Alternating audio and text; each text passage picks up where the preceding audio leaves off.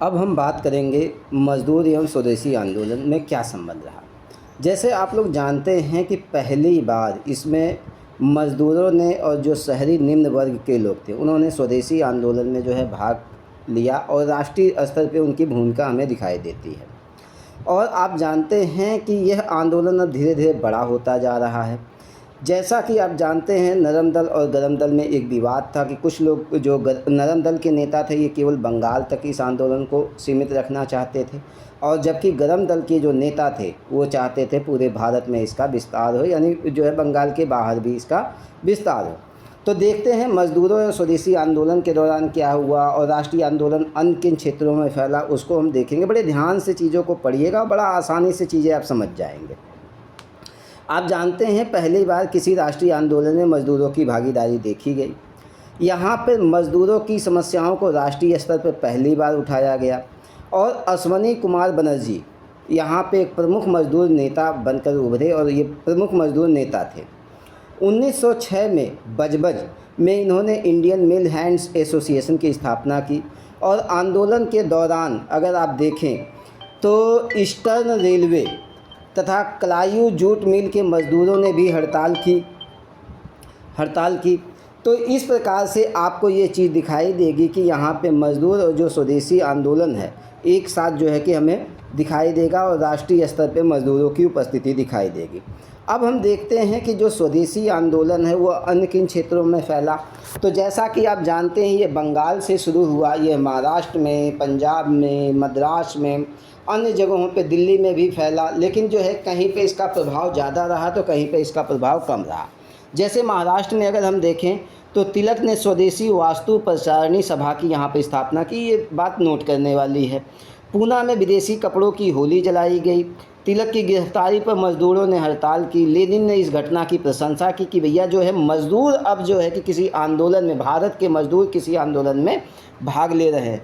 तो इस प्रकार महाराष्ट्र का अगर घटनाक्रम आप देखें तो यहाँ पे स्वदेशी वास्तु प्रचारणी सभा की स्थापना हो रही है, विदेशी कपड़ों की होली जलाई जा रही है, तिलक जी की गिरफ्तारी पे मज़दूरों की हड़ताल हो रही है और लेनिन जो मतलब कि रशिया के नेता हैं वह इस बात की प्रशंसा भी करते हैं। आगे हम चलते हैं पंजाब। एक मैप आप जो है ज़रूर रखिएगा, अगर हिस्ट्री पढ़ना है तो मैप को जो है सामने ज़रूर रखिएगा। महाराष्ट्र कहाँ पे, पंजाब कहाँ पे है, आपका तमिलनाडु कहाँ पर है, ये सारी चीज़ें आपको जो है देखना पड़ेगा। पंजाब में हम देखते हैं, पंजाब में यह आंदोलन आर्य समाजी एवं ब्रह्म समाजी गुटों में बटा हुआ था।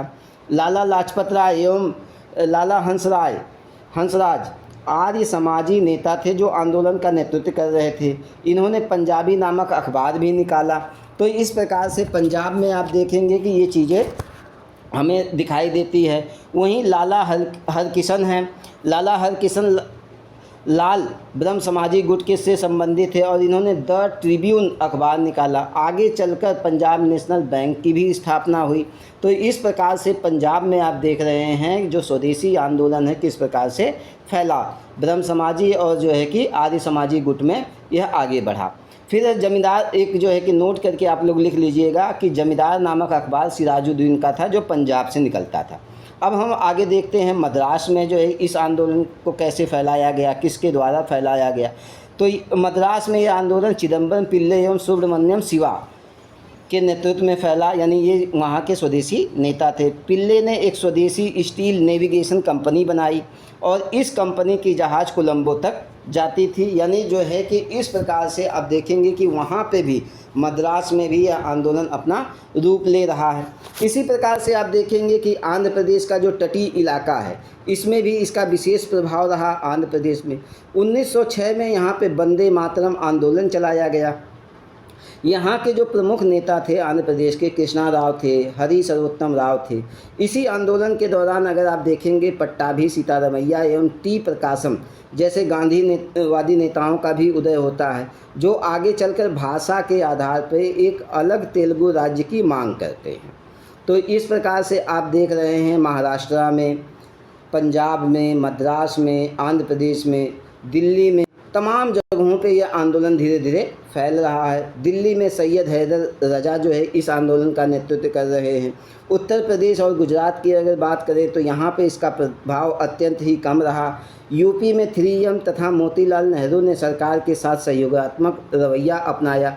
तो यह इस प्रकार से स्वदेशी आंदोलन धीरे धीरे आगे बढ़ा और एक जो है कि राष्ट्रीय स्तर पे पहला आंदोलन आपको ये दिखाई देगा। कौन सा? स्वदेशी आंदोलन। किसके विरोध में हुआ था? आपको मैंने बताया था, बंगाल विभाजन के विरोध में हुआ था। और आप देख रहे हैं एक तरफ गरम दल के नेता हैं, एक तरफ नरम दल के नेता हैं, और दोनों किस प्रकार से अपनी कार्यशैली को आगे बढ़ा रहे हैं।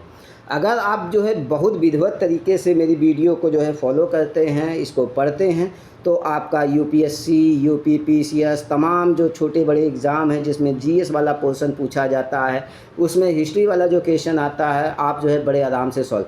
अभी तो मैं जो है कि थोड़ा सा विस्तार से पढ़ा रहा हूँ, बाद में 1 लाइनर क्वेश्चन इसी में पढ़ाऊँगा। आप देखेंगे कि आपकी सारी चीज़ें हिस्ट्री में आप देखेंगे, हिस्ट्री का जो रोल होता है UPPCS की अगर मैं बात करूँ तो प्री में लगभग 40 क्वेश्चन पूछे जाते हैं। मेंस में 250 से 300 नंबर केवल इसी आधार पर उठाया जा सकता है।